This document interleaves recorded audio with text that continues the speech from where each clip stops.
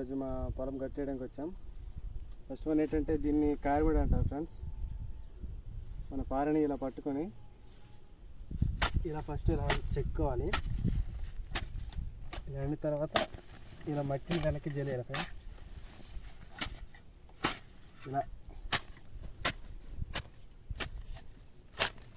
ఇలా తీసేయాలి క్లీన్గా.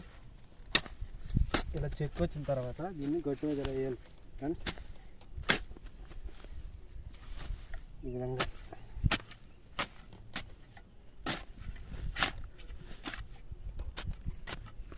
గట్టు నరికే కొద్ది మరీను ఇలా వేసుకోవాలి చెక్కు బై చెక్కు. ఇలా మనం ఎందుకు చేస్తామంటే వర్షాలు పడతాయి కదా ఫ్రెండ్స్. ఆ వర్షాలు పడేటప్పుడు మన వడిలో ఉన్న పొలం వేరే పొలంకి వెళ్ళిపోకుండా ఇలా చెక్కడం వల్ల వాటర్ అనేది మన పొలంలో స్టోర్ అవుతుంది.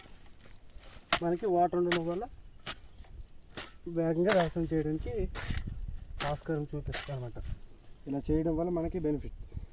అంతేనా?